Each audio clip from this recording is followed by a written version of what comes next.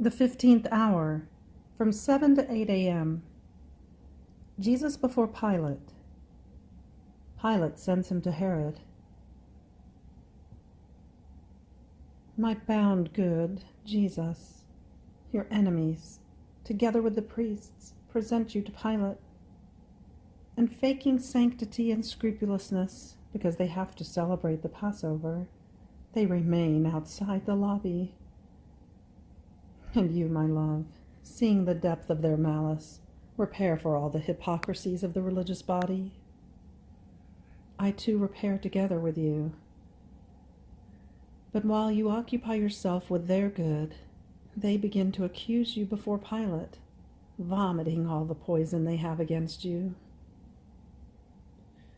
Showing himself unsatisfied with the accusations they make against you, Pilate calls you aside to be able to condemn you with reason, and alone he examines you and asks you, are you the King of the Jews? And you, Jesus, my true King, answer, my kingdom is not of this world. Otherwise thousands of legions of angels would defend me. And Pilate, moved by the sweetness and the dignity of your words, surprised, says to you, so you are a king. And you say it, I am, and I have come into the world to teach the truth. And Pilate, without wanting to know anything else, convinced of your innocence, goes out to the lobby and says, I find no guilt in this man.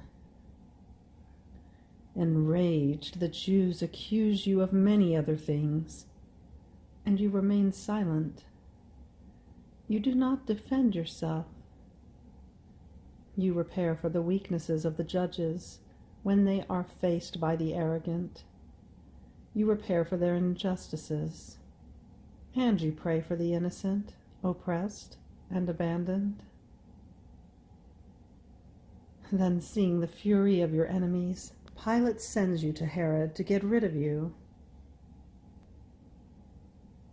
Jesus before Herod.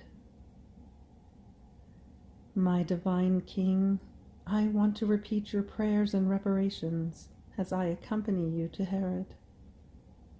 I see that your enemies, enraged, would want to devour you, and they lead you among insults, mockeries, and derisions.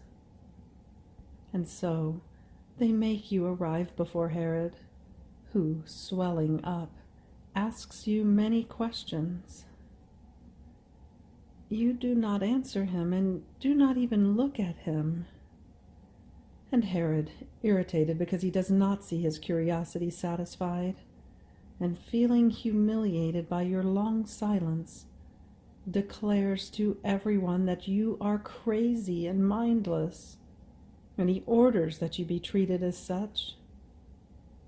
And to mock you, he has you clothed with a white garment, and he delivers you into the hands of the soldiers, that they may do with you the worst they can. My innocent Jesus, no one finds guilt in you, only the Jews, because their faked religiosity does not deserve that the light of truth may shine in their minds. My Jesus, infinite wisdom, how much it costs you being declared insane. Abusing you, the soldiers cast you to the ground, trample you, smear you with spit, despise you, beat you with rods, and the blows are so many that you feel you are dying.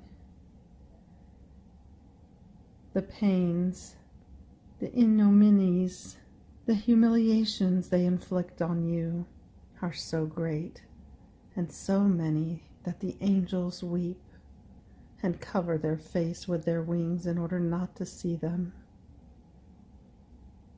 My crazy Jesus, I too want to call you crazy, but crazy with love.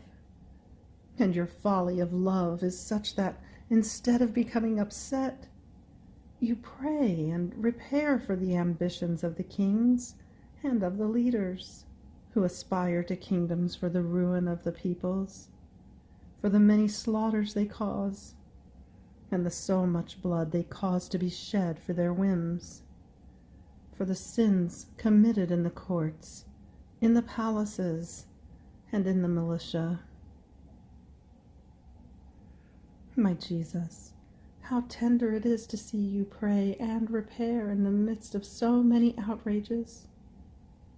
Your voice resounds in my heart, and I follow whatever you do. And now let me place myself at your side, share in your pains, and console you with my love. And driving the enemies away from you, I take you in my arms to refresh you and to kiss your forehead. My sweet love, I see that they give you no peace. Herod sends you to Pilate. If coming was painful, going back will be more tragic, because I see that the Jews are more furious than before, and they are determined to make you die at any cost. Therefore, before you leave the palace of Herod, I want to kiss you to prove my love to you in the midst of so many pains. And you strengthen me with your kiss and with your blessing, that I may follow you before Pilate. End of the 15th hour. Fiat. 15th hour. Reflections and Practices. Presented to Pilate in the midst of many insults and scorns, Jesus is always sweet.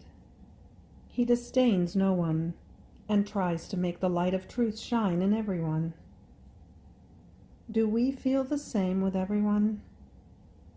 Do we try to conquer our natural evil if someone does not sympathize with us? In dealing with creatures, do we always try to make Jesus known and to make the light of truth shine in them? O Jesus, sweet life of mine, place your word on my lips, and let me always speak with your tongue. Clothed as a madman before Herod, Jesus remains silent, suffering unheard of pains. And we, when we are slandered, mocked, insulted, or derided, do we think that the Lord wants to give us a divine likeness?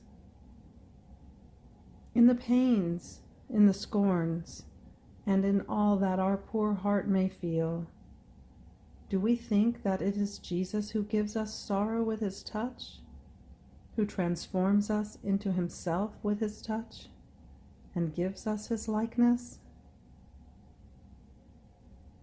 And as suffering returns to us, do we think that Jesus, in looking at us, is not satisfied with us, and therefore gives us another squeeze in order to render us completely like him? Following the example of Jesus, can we say that we have dominion over ourselves, that in adversities we prefer to remain silent instead of answering? Do we ever let ourselves be won by curiosity? In every pain that we may suffer, we must place the intention that it be a life that we give to Jesus in order to plead for souls. And placing souls in the will of God, our pain becomes a circle in which we enclose God and the souls in order to join them to Jesus. My love and my all, you alone, take dominion over this heart of mine and keep it in your hands, so that in any encounter I may copy within me your infinite patience. End of Reflections and Practices. Fiat.